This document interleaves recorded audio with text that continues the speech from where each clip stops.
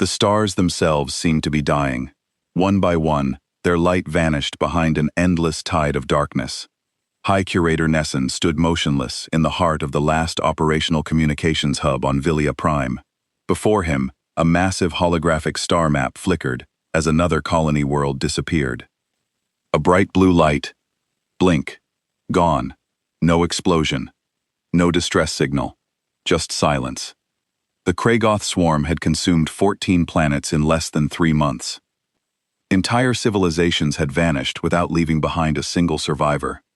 Now, only one world remained, Villia Prime, and according to the latest sensor reports, the swarm was already entering the system. The countdown had begun. Hours.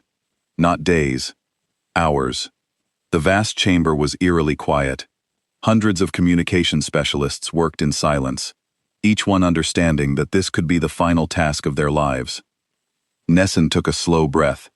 His face remained calm, but his hands betrayed him, trembling ever so slightly. He looked around the room. These were not soldiers. They were scholars, artists, scientists, historians, a civilization that had spent 10,000 years creating beauty instead of preparing for war. We believed knowledge would always triumph over violence, Nesson whispered. We were wrong. He turned toward the communications team. Send the signal. The technicians immediately went to work. Their long, graceful fingers danced across glowing control panels with incredible precision. Power surged through the ancient transmitters. Tower after tower awakened across the planet. Massive antenna arrays rotated toward the stars. The emergency beacon was ready. Unlike most civilizations, the Villians had never built fleets, never forged weapons, never developed armies. Why would they? For 10 millennia, diplomacy had solved every conflict they had ever faced. Peace had become part of their identity. Until the Kragoth arrived. The swarm did not negotiate. It did not conquer. It consumed. Worlds, cities, people, everything, leaving behind only empty planets drifting through space. Nesson watched as the final version of the message appeared before him. Every word had been carefully chosen. Every symbol translated into the universal mathematical language, the one language every spacefaring civilization understood regardless of biology, culture, or speech. There were no threats, no demands. Only one desperate request. We seek sanctuary. We seek safety. We seek anyone willing to answer. The beacon was transmitted. It burst from Villia Prime in every direction, racing across the stars at faster-than-light speeds. Toward allies, toward strangers, toward civilizations that had never even heard the name Villian. The signal carried only one message. Please, help us. For several long moments, nothing happened. The room remained silent. No replies. No acknowledgements. No hope. Then, a young technician suddenly looked up from her console. Her eyes widened. High Curator. Her voice barely rose above a whisper. I'm receiving a response. Every head in the chamber turned toward her. Nesson stepped forward. Who is it? The technician stared at the transmission in disbelief. I don't recognize the identification code. She quickly searched the galactic registry. Nothing. No match. No civilization on record uses this signal. Nesson's heart sank. An unknown species. That could mean pirates, raiders, or something even worse. The technician slowly opened the message. Only a single sentence appeared on the screen. This is the Human Defense Fleet. A pause. Then another line appeared. Hold your position. The room fell completely silent. One final sentence appeared. And for the first time in weeks, hope returned. Help is already on the way. It asked for diplomatic help and wisdom. It included the coordinates of their dying world and emphasized their commitment to peace and nonviolence. The Vians believed that somewhere in the galaxy, someone would hear their cry and offer them refuge, or perhaps negotiate with the Krago on their behalf. The signal traveled through space at faster-than-light speeds, reaching 30 different sectors. Most of them belonged to species the Vians knew, but one signal went farther than intended, slipping through a navigation error into a region marked as restricted in the Galactic Council's databases. It reached Earth. The planet was classified as a Class 12 death world. It was home to a species the Council had quietly observed but never contacted. Humans were considered too dangerous, too aggressive, too unpredictable. Their world was a nightmare of extreme weather, hostile predators, and diseases that could kill most known species within hours. Yet somehow, impossibly, humans had not just survived, but thrived. The Council had decided long ago that humanity should remain isolated.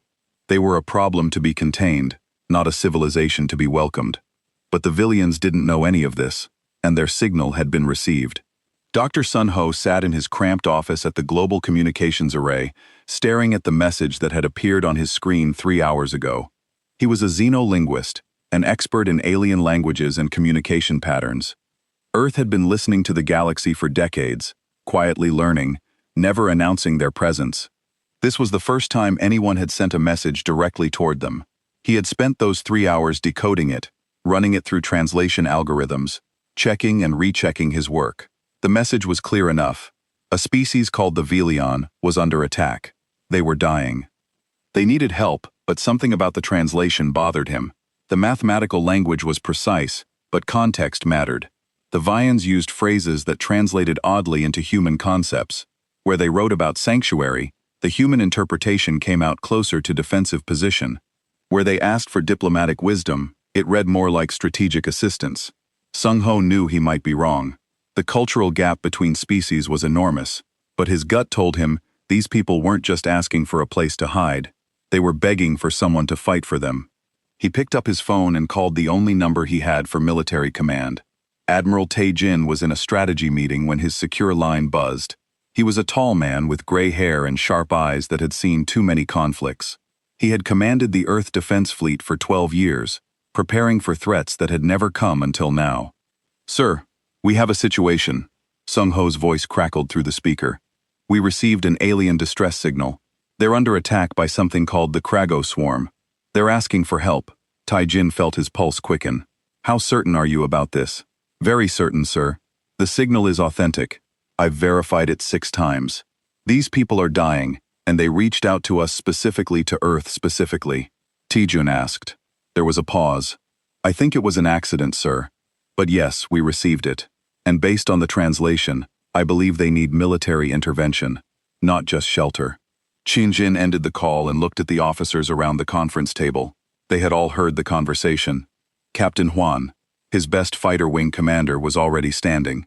"How fast can we mobilize?" Qin asked. Commander Hun pulled up tactical displays. 18 hours for a full battle group. 73 ships. "We can have more if we wait another day." "We don't have another day," Tae-jin said. He looked at the star charts, calculating distances. "If these villi are dying as fast as the signal suggests, every hour matters, sir." Lieutenant Yuna spoke up from her station. "We don't know what we're flying into. This could be a trap, or worse, it could start a war with species we don't understand." Tae-jun nodded slowly. She was right to be cautious, but he had spent his entire career preparing for this moment. Humanity had been alone in the galaxy, watching from the shadows, building weapons and warships for threats that existed only in simulations. Now, someone had called for help. Maybe they had called the wrong species. Maybe they had no idea what kind of force they were summoning, but they had called, and Qin could not ignore that. "Prepare the fleet," he ordered. "Battle stations in 12 hours. We launch in 18. Full combat loadout." The room erupted into activity. Officers rushed to their stations, calling their departments, initiating launch sequences that hadn't been used outside of drills. Captain Haiwan approached Tae-jin as the others dispersed. "Sir, do you really think they want us to fight for them?" "I think they're dying and desperate," Tae-jin replied. "Whether they want warriors or diplomats doesn't matter. They asked for help, and we're the only ones who heard them. The galaxy doesn't know what we are," Haiwan said quietly. "They don't know what we're capable of." Tae-jin looked at her with cold certainty. "Then they're about to learn." Across Earth, military bases came alive. The defense fleet had been humanity's secret project for decades. Built in orbital shipyards hidden behind the moon. 73 warships, each designed for combat scenarios the peaceful galaxy had never imagined. They carried weapons that violated treaties Earth had never signed. railguns that could punch through asteroids, nuclear missiles banned by civilizations who found them barbaric, and other things, darker things that waited in sealed armories. In the command center, Sung Ho watched the preparations through the video feeds. He felt a cold weight in his stomach. He had translated the message as best he could. But what if he was wrong? What if the villains really were asking for sanctuary, not salvation through violence? He thought about calling Tae-jin back, urging caution. But then he looked at the final part of the villain message. It was a simple phrase in the mathematical language. "We are ending, please remember us." No, Sung Ho thought. These people didn't want to be remembered, they wanted to live. The fleet would launch in 18 hours, and the galaxy would never be the same. The human fleet dropped out of faster-than-light travel at the edge of the Vayan system. And what they saw made even the veterans fall silent. Admiral Tae-jin stood on the bridge of the Indomitable, his flagship, watching the holographic display update with sensor data. 14 worlds all marked in red, dead or dying. The Kragoth swarm covered the system like a disease. Thousands of bioships, pulsing with sickly light as they consumed everything in their path. "Mother of God," Lieutenant Yuna whispered from her weapon station. The Krago ships were unlike anything in the human military database. They were organic grown, rather than built. Each one looked like a twisted combination of insect and deep-sea creature, covered in chitinous armor and trailing tentacles that glowed with bioluminescence. The smallest were the size of fighter jets. The largest dwarfed Earth's biggest battleships, and there were thousands of them. "Scan results coming in," Commander Hyan reported, his voice steady despite what they were seeing. Krath fleet composition, approximately 4,000 individual ships. No metal, no technology as we understand it. Everything is biological. They're feeding on the planetary populations. "Show me the Valian forces," Tae-jin ordered. The display shifted, highlighting the friendly ships. What was left of the Vivelian defense fleet hung in space near their final world, Velia Prime. There were perhaps 50 ships, and they were beautiful in their own way. Elegant curves, artistic designs built for exploration and wonder, not war.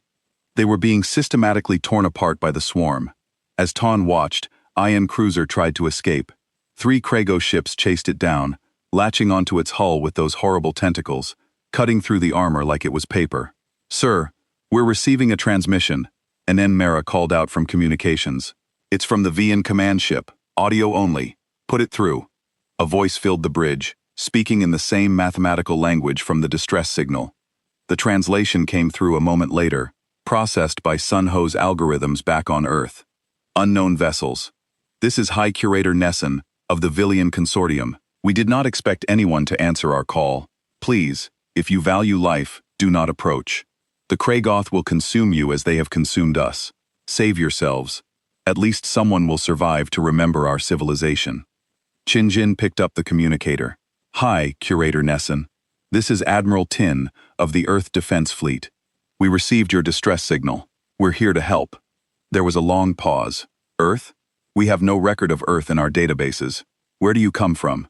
"That's a long story," Tae-jun replied. "Right now, you need to get your people to safety. Pull back to Vilia Prime and protect the civilian evacuation. We'll handle the swarm." Another pause longer this time. "You don't understand. There are thousands of them. Our weapons barely scratch their armor. They adapt to everything we try. You cannot fight them. No one can." "You've never seen us fight," Tae-jun said quietly. He nodded to Yuna. "Cut transmission. All ships, battle formation Delta 7. Captain Huan, launch all fighters. Commander Hyan, target the nearest concentration of enemy ships. Let's show these things what a death world breeds." The human fleet moved with a precision that would have shocked the Vians if they had been watching their sensors. 73 warships spread into an attack formation, each one taking a predetermined position. From the carrier ships, wings of fighters poured out like angry hornets. Captain Huan sat in the cockpit of her fighter, running through her pre-combat checklist. Behind her, 200 other pilots did the same. They were the best Earth had to offer, trained in simulators that assumed every enemy was faster, stronger, and meaner than they were. All wings. "This is Haiwan," she said over the squadron channel. "Rules of engagement are simple. There are no rules. These things eat people. We're going to kill every single one of them. Stay tight. Watch your wingman, and remember your training." Today we show the galaxy what humans do to monsters. The fighter wings accelerated toward the swarm. The Kaguth didn't react at first. They had never encountered resistance like this. Every species they had consumed had tried to talk first, negotiate, find a peaceful solution. Humans didn't bother. The first salvo came from the capital ships. Railguns fired solid slugs accelerated to a fraction of light speed. The projectiles hit the Krago bioships with the force of nuclear weapons. Armor that had resisted Vayan energy weapons shattered like glass. Ships that had seemed indestructible exploded in clouds of frozen biomatter. Direct hits across the board, Yuna reported, her voice carrying a note of savage satisfaction. Enemy casualties, 114 confirmed kills. But the swarm was already reacting. Thousands of ships turned toward the human fleet. Tentacles writhing, bioweapons charging with sickly green light. "Here they come," Jan said. "All ships evasive pattern Gamma. Return fire at will." The space between the fleets lit up with weapons fire. The Krago launched organic missiles that tracked their targets with predatory intelligence. The humans answered with nuclear-tipped torpedoes that the Vians would have considered war crimes. The Krago's fighter wing hit the swarm like a knife. Her pilots used tactics that made no sense to the hive mind. They flew chaotically, unpredictably, exploiting the tiny gaps in the swarm's coordination. Where the Krago expected patterns, humans gave them creative chaos. "This is J1, her second-in-command called over the radio. "I've got 6 on my tail. Someone want to clean them up?" "On it," another pilot responded. "Brake left on 3. 1, 2, 3.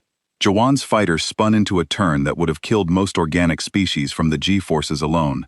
The Krago ships following him flew straight into a firing solution. They didn't survive.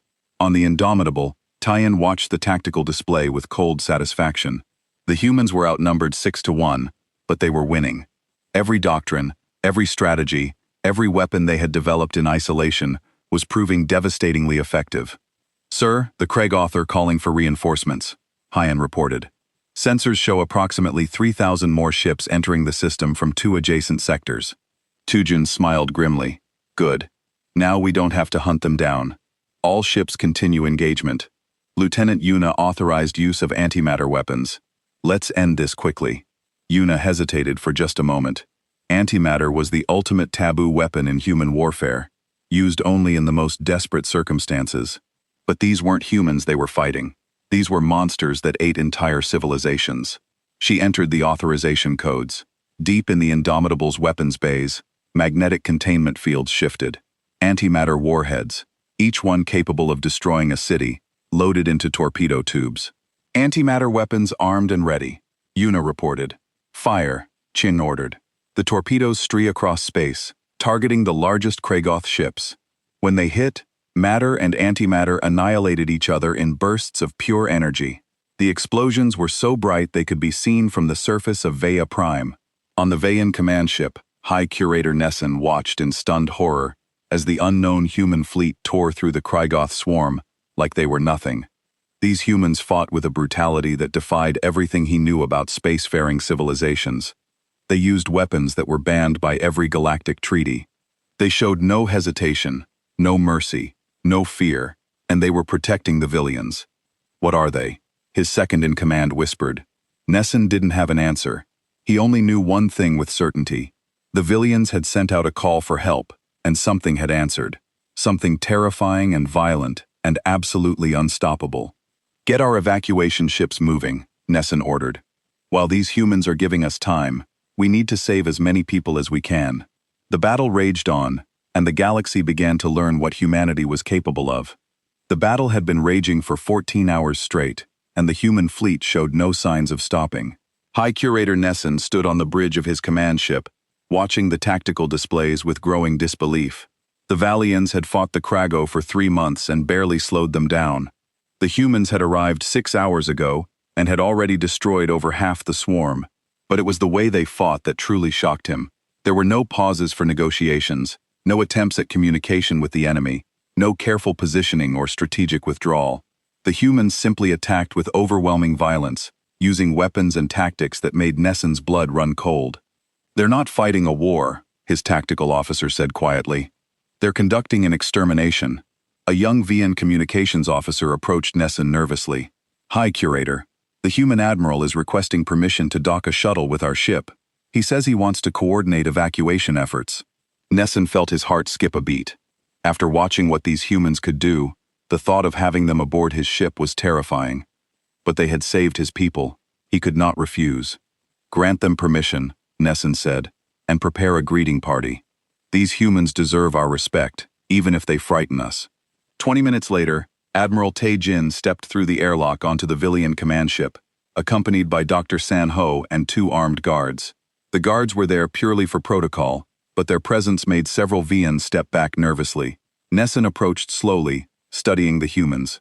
They were shorter than Vian, but more heavily built, with a compact muscularity that suggested strength. Chin's face was lined with age and stress, his eyes sharp and calculating. "Admiral Chin," Nesson said through the translation device. "I am High Curator Nesson. On behalf of the Velian Consortium, I thank you for your aid.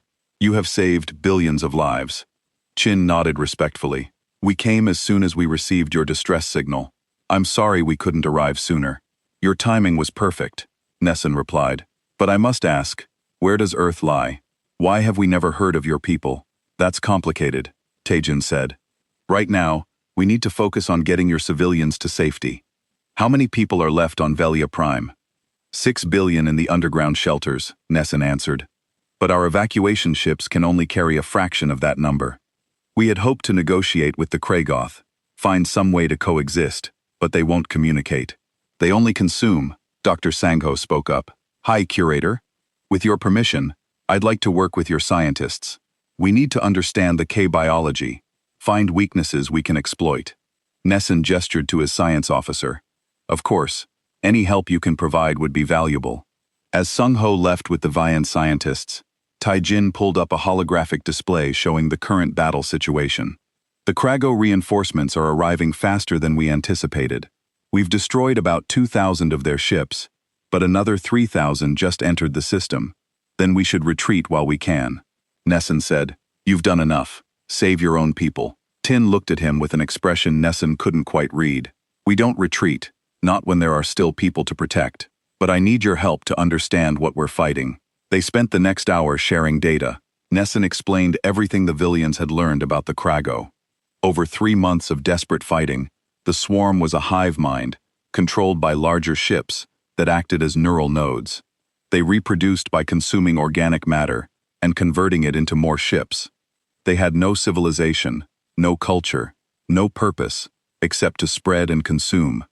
"They're like a virus," Taejin said, "but biological." "Yes," Nesson agreed. "We've never encountered anything like them. They violate every principle of life as we understand it." Taejin was quiet for a moment. Then he asked, "Have you considered using biological weapons against them?" The question made Nesson recoil. Biological weapons, such things are banned by every civilized species. The ethical implications alone would be ethical. Taejin interrupted. "These things are eating your people, entire planets. Where's the ethics in letting them continue?" Nesson struggled to find words. "We are not barbarians, Admiral.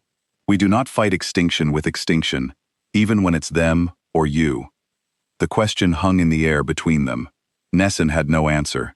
The human's logic was brutal, but undeniable. The Krago were ending the Velian civilization. Why should the Velians limit themselves to civilized warfare when their enemy recognized no such limits? Before Nesson could respond, alarms began blaring throughout the ship. "Contact," the Vaitian tactical officer shouted. "The Krago are breaking through our defensive line. They're heading straight for the evacuation transports." Chin moved to the tactical display immediately. 30 Krago ships had broken away from the main battle, moving with predatory focus toward the civilian vessel struggling to escape Velia Prime's orbit. "Get me Captain Huan," Taejin ordered into his communicator. The response came instantly. "Hey, one here, sir. You have incoming targets bearing 035. 30 hostiles moving toward the civilian transports. Stop them." "Understood. All wings on me. We've got rats in the henhouse." Through the view screen, Nesson watched as the human fighter wings changed course with impossible speed. They dove toward the attacking Kragoth ships like predators themselves, weapons blazing. Captain Huan's fighter led the charge. She had been flying combat missions for 13 hours straight, fueled by stimulants and sheer determination. Her ship was covered in scorch marks from near misses, held together by emergency repairs. But she flew like the devil himself was chasing her. Jawan Kiwan split formation. She ordered. We need to draw them away from the civilians. Make yourselves targets. Making myself a target is my specialty. Pilot Kiwan replied, his fighter breaking left and firing at the nearest Kregoth ship. The Kregoth took the bait. 6 of them peeled off to chase the human fighters. It was exactly what Han wanted. She led them on a deadly dance through the debris field of destroyed ships, using her intimate knowledge of 3-dimensional combat to stay one step ahead. But one Kregoth ship broke through, heading straight for an evacuation transport packed with Vian civilians. Hawan saw it happening and knew she was too far away. Her missiles wouldn't reach in time. She made a decision that would haunt her for the rest of her life. All ships, clear my vector, she ordered, then punched her engines to maximum and aimed her fighter directly at the Krago ship. Captain, what are you doing? J1's voice cracked with panic over the radio. Saving civilians, she replied calmly. Someone fish me out of the wreckage. Her fighter hit the Krago ship at full speed. The impact was catastrophic. Both vessels exploded in a ball of fire. The shockwave pushed the evacuation transport off course, but it survived. On the Vayan command ship, Nessun watched in horror. Did that human just sacrifice herself? She'll probably survive, Taejin said, though his voice was tight with emotion. Our pilots train for worst-case scenarios. The ejection systems are designed for high-impact situations. But she didn't hesitate. Nessun whispered. She just did it. Tizun looked at him with those sharp, dangerous eyes. That's what warriors do. High Curator. We make the hard choices so civilians don't have to die. Moments later, J1's voice came over the radio. I've got her. Captain Huan's escape pod is intact. She's banged up, but breathing. Tin let out a breath he didn't know he'd been holding. Good. Get her back to the medical bay. Nessun watched the human admiral carefully. Despite his cold exterior, there was genuine relief in his eyes. These humans were warriors, yes, brutal and violent and terrifying, but they also cared deeply about their own people. And apparently, they cared about the Villians too. Why? Nessun asked suddenly. Why are you doing this? You don't know us. We're complete strangers. Why risk your lives for us? Tijun was quiet for a long moment. When he spoke, his voice was soft but firm. Because you asked for help. Because you were dying. Because someone had to answer that call. He paused. And maybe because we're the only ones crazy enough to try. The battle continued to rage around them. But in that moment, Nessun understood something important.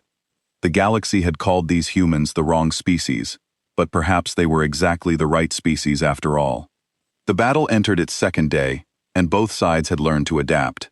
The Krago swarm, despite being a hive mind, showed an unsettling ability to learn from experience. Ships that had been destroyed by railgun fire were now being replaced by variants with thicker armor. The bioships began moving in more defensive formations, protecting their larger command vessels. But if the Krago could adapt, humans could improvise. Commander Hune sat in the strategy room of the Indomitable, surrounded by holographic displays showing real-time battle data. Around him sat the senior officers, including Captain Huan, who had insisted on returning to duty despite her injuries. Her left arm was in a regenerative cast, and her face was bruised, but her eyes burned with determination. They're learning, Heon said, pointing to the tactical readouts. Every strategy we use, they counter within hours. Their adaptation rate is faster than any enemy we've ever simulated. Then we need to hit them with something they can't adapt to, Admiral Tin replied. What do we know about their command structure? Dr. Sun Ho entered the room, accompanied by a tall Vayan scientist named Ren. Both of them looked exhausted, but excited. Admiral, we found something, Sun Ho said, pulling up biological data. The Krago are controlled by neural nodes, the larger ships we've been seeing. They use bioelectric signals to coordinate the swarm. But here's the interesting part. The frequency range is very specific. If we could disrupt it, we could blind the swarm, Tin finished. Make them lose coordination. Exactly, Ren said through her translator. But creating such a disruption field would require getting very close to a node ship, and they're heavily protected. Haiwan leaned forward, wincing at the pain in her ribs. How close? Within 500 meters, Sung Ho replied. And you'd need to plant a physical device on the ship's hull. The bioelectric signals can't be disrupted from range. Everyone in the room understood what that meant. It was a boarding mission.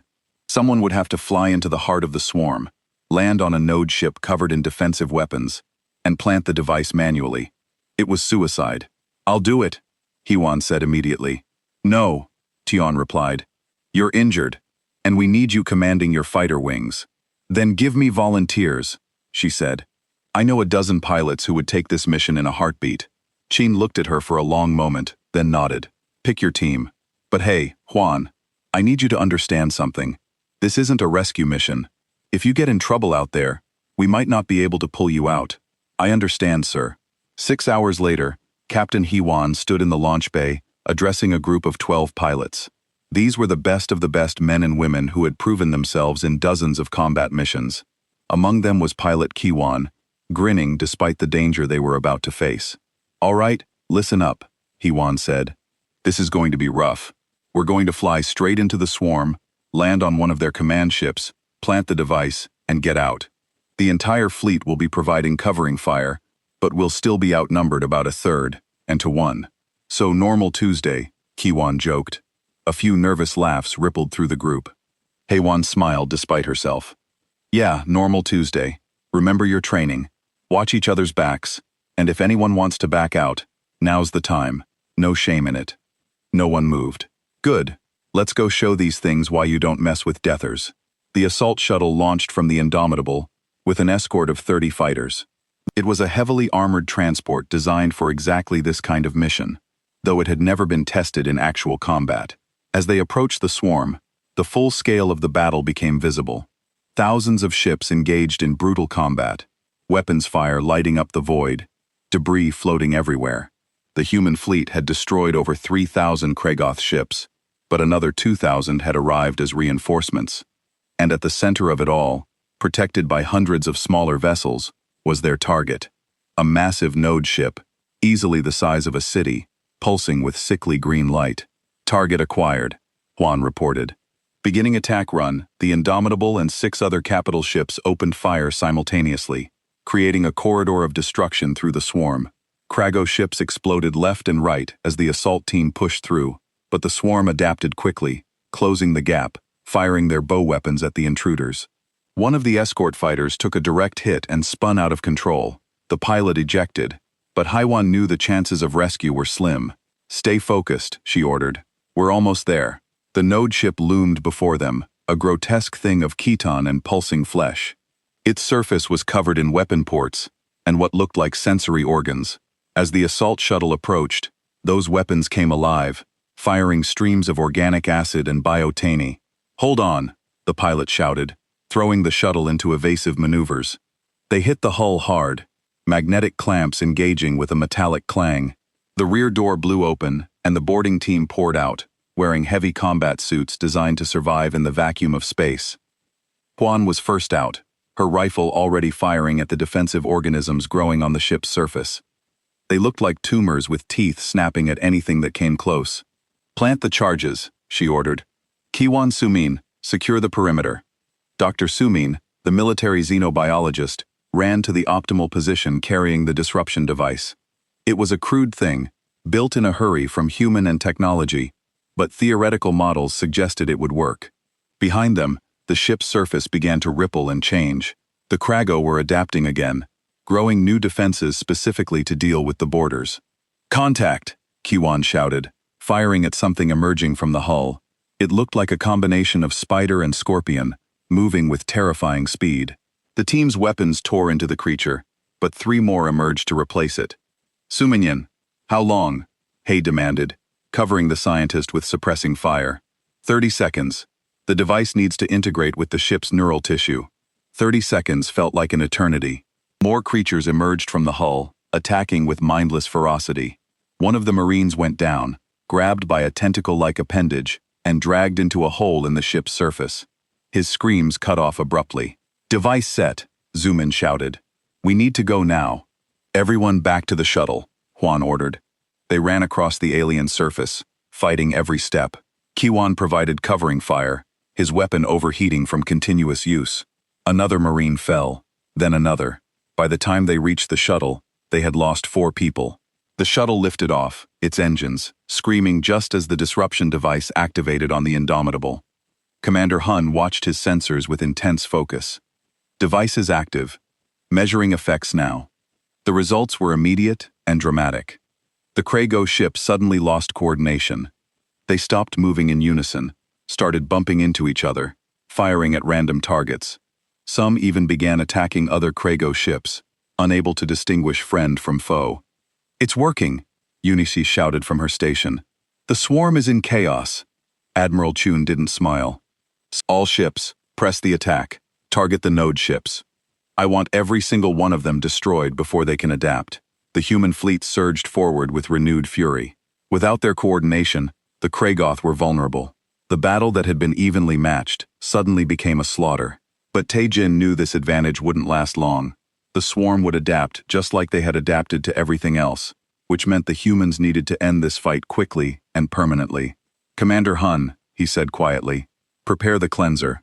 Hyan's hands froze over his console. "Sir, that weapon is WEP. We've never used it outside of tests. The consequences could be—" "I know exactly what the consequences will be," Tin interrupted. "But the Krago have a home system. As long as it exists, they'll keep coming. We need to remove that threat permanently." "That's genocide, sir." "Yes," Chun agreed, his voice heavy. "It is." The moral weight of the decision hung in the air. But sometimes, Tae-Jun thought, being a warrior meant making choices that would haunt you forever, because the alternative was letting innocent people die. "Prepare the cleanser," he repeated.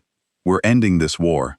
The final battle for Velia Prime lasted 72 hours, and when it was over, the Krago swarm had been completely destroyed. High Curator Nesson stood in the observation deck of his command ship, watching the debris field that had once been an invasion fleet.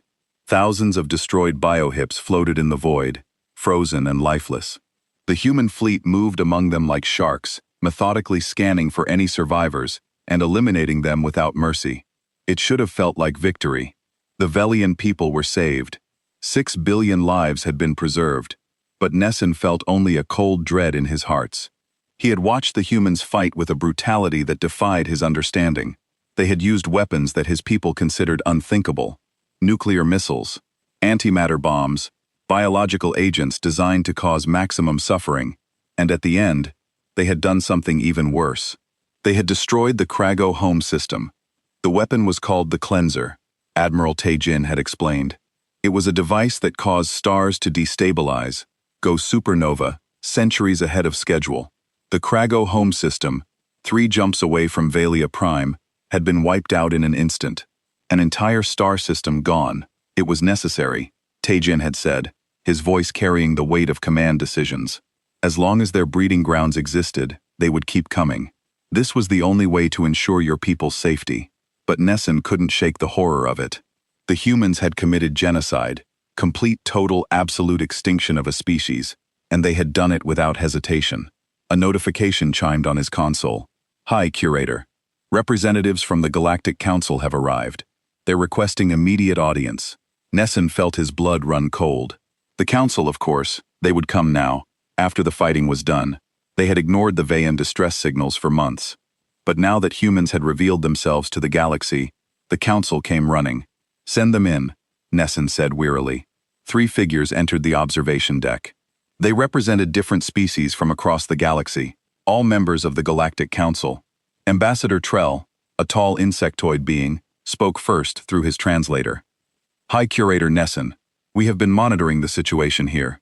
We must speak with these humans immediately. They saved our entire civilization," Nesson replied carefully. "Whatever you have to say to them, remember that." "We understand," Trellith said, though his tone suggested otherwise. "But they have committed serious violations of galactic law, the use of nuclear weapons, antimatter devices, and the destruction of an entire star system. These are war crimes of the highest order." Before Nesson could respond, Admiral Tae-Jin entered the observation deck with Dr. Sun Ho and Commander Hun. The human admiral looked tired, his uniform showing signs of 3 days of continuous combat operations, but his eyes were as sharp as ever. "I am Ambassador Trellith of the Galactic Council," the insectoid announced. "We need to discuss your actions here." Tae-Jin studied the council representatives with cold assessment. "You're the ones who ignored the Veyan distress signals. We were attempting to organize a diplomatic solution, Trelith replied stiffly. Violence should always be the last resort. The Vians were being eaten alive, Chin said flatly. There was no time for diplomacy. There was only time for action. Nevertheless, your use of forbidden weapons and the genocide of the Krago species must be addressed. You cannot simply enter the galactic community and break every law we have established. We're not part of your galactic community, Commander Hyon interjected. We never signed your treaties. We never agreed to your laws. Trello's translator crackled with what might have been frustration. You are a spacefaring species. That makes you subject to galactic law, whether you acknowledge it or not. Let me understand this correctly, Tin said, his voice dangerously quiet. You're telling me that we should have followed your laws and let the Villians die, that we should have negotiated with a hive mind that only knows how to consume, that we should have fought with one hand tied behind our backs while billions of innocents were being slaughtered. We're saying there are rules for a reason, Trelith insisted. War must be conducted with honor, with restraint. With what? Tijun interrupted. With good manners, with politeness. Tell me, Ambassador, how many species has your council saved from complete extinction? How many times have you arrived in time to actually help? The question hung in the air. Trelith had no answer. Dr. Sunho stepped forward, his voice calmer than the Admiral's. Ambassador, I think there's been a fundamental misunderstanding. When we received the Villian distress signal, we interpreted it as a call for military intervention. We responded accordingly. If there was a translation error, if they actually wanted diplomatic assistance, then we apologized. But we did what we thought was right. You killed an entire species, Trelith said. How is that right? The Krago weren't like you or me, Sungho replied. They were a biological weapon, a virus in the shape of ships. They had no culture, no civilization, no ability to communicate or compromise. They existed only to consume. Should we have let them continue? Let them spread to other systems? How many more billions would have died? Another council representative, a crystalline being named Vest, spoke up. The Krago were a living species. They had as much right to exist as any other. Captain Huan had been standing quietly near the door, but she couldn't stay silent anymore. They were eating people, children, families, entire worlds. What right to exist does something like that have? All life is sacred, Vest replied. Then why didn't you save the Valians? Huan shot back. Where was your respect for sacred life when they were calling for help? Where were you during the 3 months they fought alone? The council representatives had no answer to that either. High Curator Nesson found himself speaking, surprising even himself. The humans answered our call when no one else would. They fought for us when we had no hope left. Yes, they were brutal. Yes, they used terrible weapons, but they saved 6 billion of my people. That matters more to me than your laws or your philosophy. High Curator, Trelith began. You don't understand what you're saying. These humans are dangerous. They come from a death world. They think like predators. They solve every problem with violence. If we allow them into the galactic community, they will disrupt everything we've built. Good, Nesson said firmly. Perhaps your community needs disruption. You've built a civilization so obsessed with peace and protocol that you forgot how to actually protect people. The humans remembered. Maybe that's exactly what the galaxy needs. Admiral Taejin looked at Nesson with something like respect. Then he turned back to the council representatives. Here's what's going to happen, he said. Earth is going to maintain its military readiness. We're going to continue developing weapons that would make you uncomfortable. And if someone sends out another distress signal, if someone else is dying while you're busy having committee meetings, we're going to respond just like we did here. That's unacceptable, Trelith said. You cannot be allowed to operate independently of galactic law. Then make it acceptable, Taejin replied. Because we're not asking for permission. The standoff might have continued, but Enin Mera rushed into the observation deck, her face pale. Admiral, we're receiving another distress signal. Different sector, different species. They're under attack by something called the Vex Collective. Same pattern as the Krago. Consumption, no communication, massive casualties. Tijun looked at the council representatives. Well, are you going to handle this one, or should we? Tuleth looked at his fellow council members, then back at the human admiral. He seemed to deflate slightly. How quickly can your fleet be ready to deploy? He asked quietly. 18 hours, Tujun replied. Just like last time. Then perhaps. Trelith said slowly. We should discuss Earth's integration into the galactic community under special circumstances, with certain allowances for your unique approach to crisis response. You mean you want us to be your attack dogs? Commander Hun said bluntly. We prefer the term emergency response force, Fest said diplomatically. Chin smiled grimly. Call it whatever you want, but understand this. When we respond to a threat, we respond our way. No restrictions, no limitations, no committee oversight. We decide how to fight our battles. If you can't accept that, find someone else. The council representatives looked at each other. They had no one else. The entire galaxy had developed under the assumption that peace was the natural state of things, that violence could always be negotiated away. The humans had proven that assumption wrong. We accept your terms, Trelith said finally. Welcome to the Galactic Council, humanity. May the universe forgive us all. As the council representatives left, High Curator Nesson approached Admiral Chin. Thank you, he said simply. For everything, Chin nodded. We did what needed to be done. I'm sorry it had to be so violent. I'm not, Nesson replied, surprising himself again. You showed the galaxy that there are still species willing to fight for others. That matters. Just don't send us any more distress signals, Taejin said with a tired smile. We need time to repair our ships. But even as he said it, they both knew the truth. The galaxy had learned about humanity. Now word would spread.